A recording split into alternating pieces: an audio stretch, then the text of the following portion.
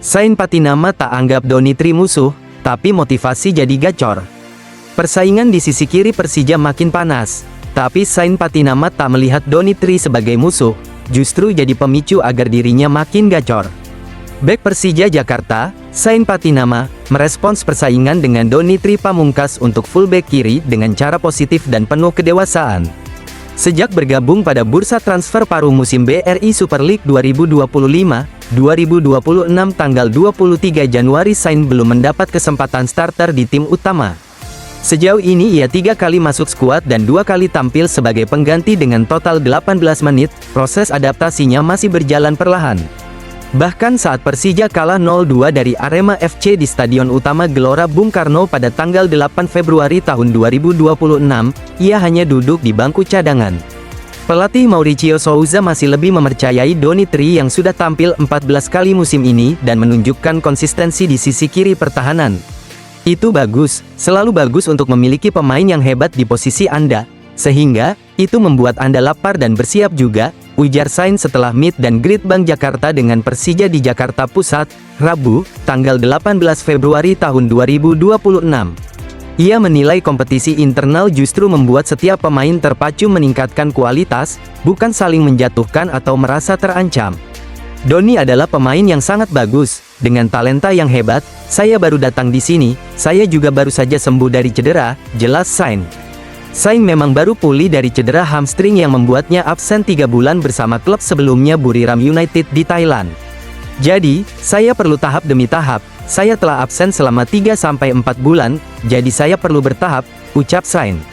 Kondisi fisik yang belum sepenuhnya kembali membuatnya realistis dalam menilai situasi. Ia memilih fokus kerja keras di latihan dan menunggu momentum. Dan, Doni tampil sangat bagus. Saya perlu menunjukkan kemampuan saya di pertandingan dan latihan, jadi, itu normal ada kompetisi, ungkapnya.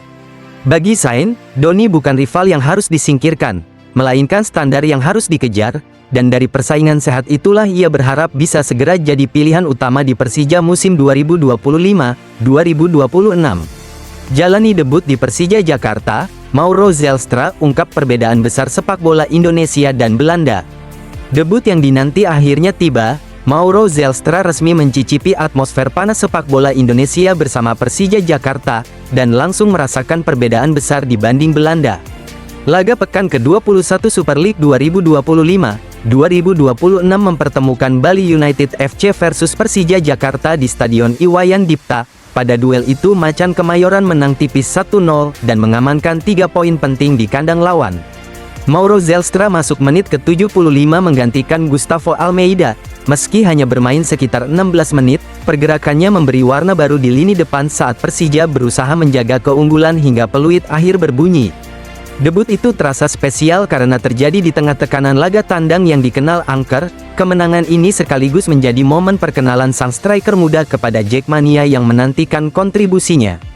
Senang bisa melakukan debut saya untuk klub yang indah ini dan mengamankan 3 poin, ungkap Mauro Zelstra selepas laga. Pemain berusia 21 tahun itu datang dari kompetisi Eredivisie Belanda dengan pengalaman taktis Eropa, namun Super League menghadirkan dinamika berbeda yang menuntut adaptasi cepat secara fisik maupun mental. Ia mengakui ritme permainan di Indonesia jauh lebih menguras tenaga, transisi berjalan cepat tanpa banyak jeda, duel fisik terjadi hampir di setiap lini, sehingga stamina benar-benar diuji sepanjang pertandingan.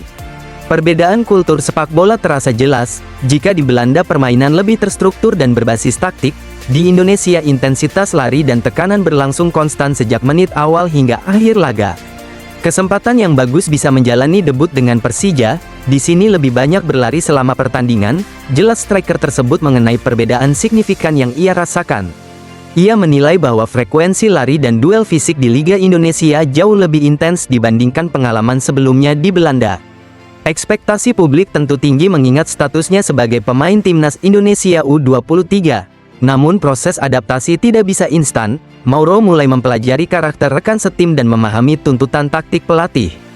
Sebelumnya, tim pelatih sempat menahannya saat Persija kalah 0-2 dari Arema FC. Keputusan itu diambil agar kondisi fisiknya lebih siap sebelum benar-benar turun di laga kompetitif. Mauro baru menjalani laga pertamanya, dia belum maksimal dan itu pasti bagi debutan karena dia masih dalam proses beradaptasi dengan cuaca dan ritme tim, ujar asisten pelatih Ricky Nelson. Kini langkah awal sudah dilewati, Mauro menyadari perjalanan masih panjang, ia bertekad meningkatkan performa di latihan dan membuktikan diri sebagai penyerang yang bisa diandalkan Persija musim ini. Saya akan terus bekerja keras untuk mencapai level yang diharapkan oleh pendukung Persija dan memberikan kontribusi gol di laga-laga selanjutnya.